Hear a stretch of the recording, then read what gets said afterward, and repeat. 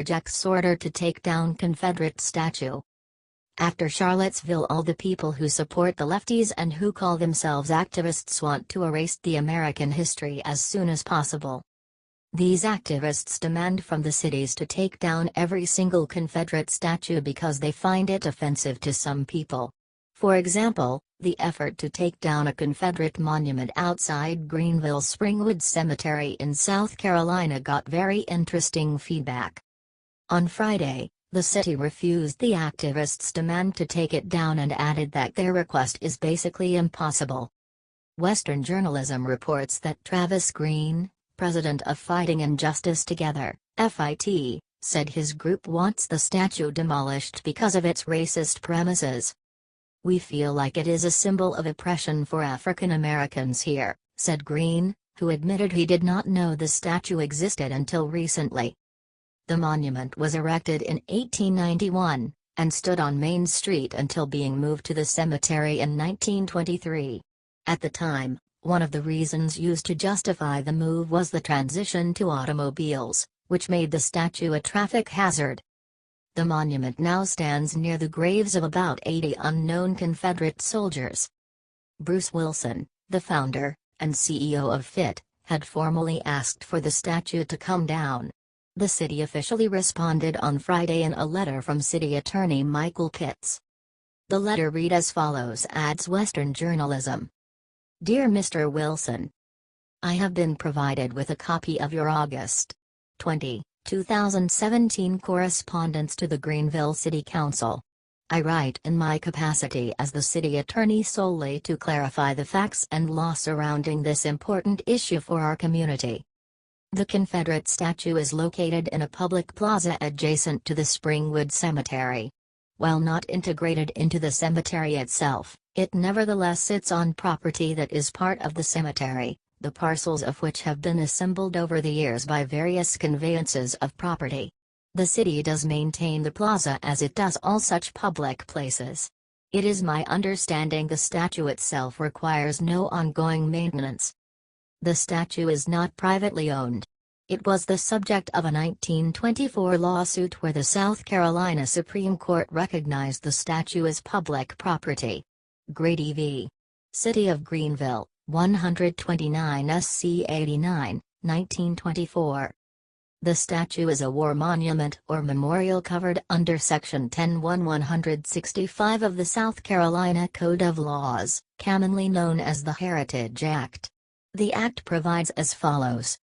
A. No Revolutionary War, War of 1812, Mexican War, War between the States, Spanish-American War, World War I, World War II, Korean War, Vietnam War, Persian Gulf War, Native American, or African American history monuments or memorials erected on public property of the state or any of its political subdivisions may be relocated, removed, disturbed, or altered. No street, bridge, structure, park, preserve, reserve, or other public area of the state or any of its political subdivisions dedicated in memory of or named for any historic figure or historic event may be renamed or rededicated. No person may prevent the public body responsible for the monument or memorial from taking proper measures and exercising proper means for the protection, preservation, and care of these monuments, memorials, or nameplates. B. The provisions of this section may only be amended or repealed upon passage of an act which has received a two-thirds vote on the third reading of the bill in each branch of the General Assembly.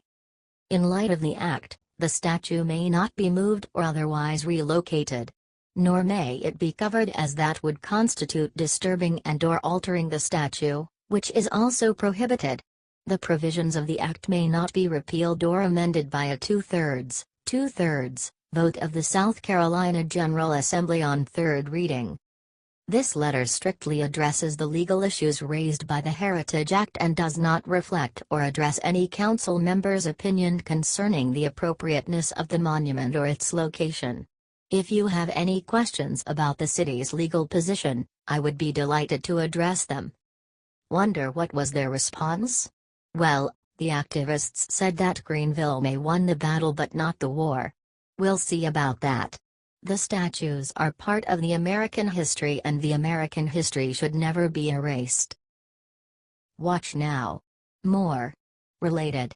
Breaking News 24. Miss Blow Up the White House aka Madonna has left America. Remember Madonna? Yeah, nobody really cares about her anymore, I know. She's mostly known for saying bats teeth things like blow up the White House and ranting incoherently about Trump. Well, I've got some good news for you. Madonna has finally left America. It seems Madonna's plan to perform oral sex on any guy who voted for Hillary Clinton didn't pan out, so now she's following her dreams in other ways. The former pop star says she is now living in Portugal, according to a report from Breitbart. She announced the news on Instagram, saying, "I used to be a basket case but now I live in Lisbon." Used to be? Madonna, who is 59, says the energy in Portugal is energizing and inspiring her. She wants to conquer the world from a new vantage point. She is working on new music and a film called Loved. The film will be based on the novel The Impossible Lives of Greta Wells, about a woman who starts time traveling after getting electroshock therapy. Now I don't know about time travel, because I wouldn't trust Madonna with that level of responsibility, but she could probably use some of the electroshock. Just saying. Oh, did I mention this? Put on your peace-eye hat and relive the memories. Don't cry for me, America. Oh, we won't, Madonna, we won't. Watch now. More. Related. Breaking News 24. Lights Out Hollywood's box office sales just hit 25-year lows. Even before this Labor Day weekend becomes a disastrous one for Hollywood, the 2017 box office in the U.S. is looking bad. It is 6.3% behind 2016, lagging behind the last few years. If you add in inflation, those figures are even worse. Let's look at 2012. In 2012, average tickets cost $7.96. Today it is nearly $1 more, and still the revenue is even lower than initially thought. Advertisement. With no apparent faith in their own product, this is the first Labor Day in 25 years where a new title has not been released on more than 1,000 screens. Over this weekend last year, the box office hauled in nearly $130 million. This year will do about a third of that. The attendance over the summer has been at a 25-year low. Granted, summer doesn't end for a few weeks, it won't beat 2016. Hollywood has had bad years before and it was not the end of the world. This year feels different, like we have crossed a Rubicon. Investors appear to agree. Advertisement.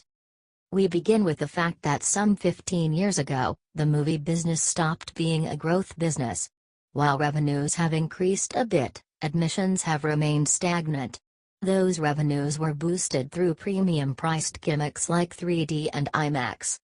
Let's be real, the reason they are struggling is the fact that they are shelling out a bad product, and when you shell out a bad product, you can't be political and combative in the public eye.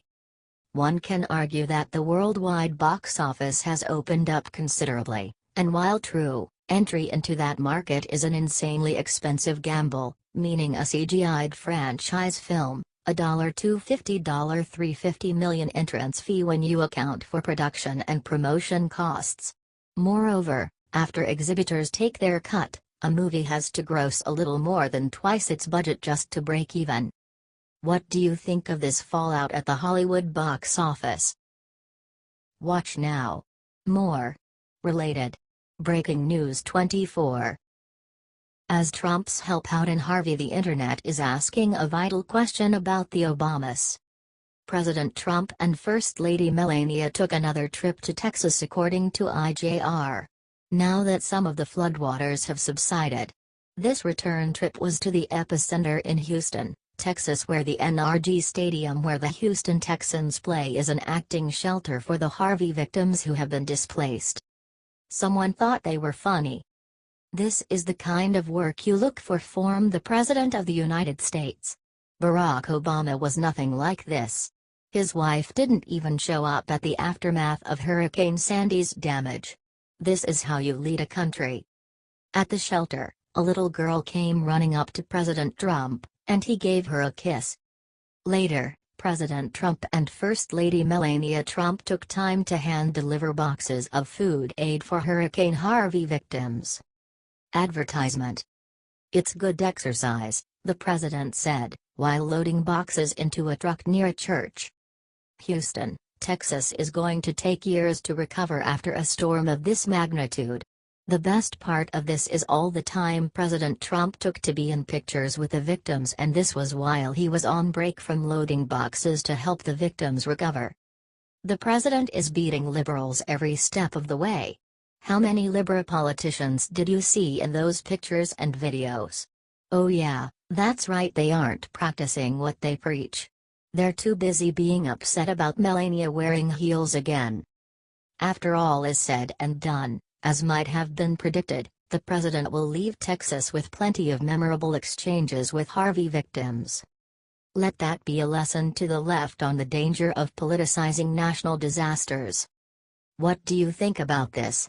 Do you believe that any liberals will bash him after this? Of course they will. They are never satisfied with anything. Where were the Obamas? Share this story and the good news of President Trump putting America first. Watch now. More. Related. Breaking News 24. Melania Trump once again silenced her haters without saying a word. The liberals, the mainstream media, and all the people who hate on the First Lady no matter what blasted her the morning when she decided to wear heels on her way down to Texas. Melania together with the president went over there to help the victims of the water flood, not to be judged for the clothing she wears. People in Texas and Houston lost homes, lost everything they built, and people dare to talk about shoes. This is another proof how much they are actually ignorant. The First Lady never addresses directly the rumors. She is silencing the media with something totally else. For the second time around, her and the president traveled to Texas to meet with Governor Greg Abbott to discuss a Hurricane Harvey relief strategy. To the left's disgust, Melania boarded the plane to Texas wearing stilettos once again, reports Sidger. What seemed like the entire internet blew up in abhorrence, claiming she was out of touch with the victims, only to find out she changed into tennis shoes once she landed in Texas. You would think the left would have learned its lesson that Melania might just own more than one pair of shoes, but it didn't. Saturday, Melania left the White House again, wearing high heels as a big middle finger to her haters. After landing in Texas, Melania made a statement about her support for Texas without saying anything. The president and First Lady then made a surprise visit to a shelter, handed out food, played with the kids, and loaded supplies into trucks. The president and First Lady are expected to continue to visit hurricane victims throughout the rest of the day Saturday. The mainstream media and the lefties will continue to be silenced from the First Lady for so long. People associate wearing heels and ignore the real issue here since Harvey started. They do not care what the flood brought to these people. They only care what Melania or Donald will wear. Shame. In what kind of environment did they grow up, and who taught them to such intolerance and judgment?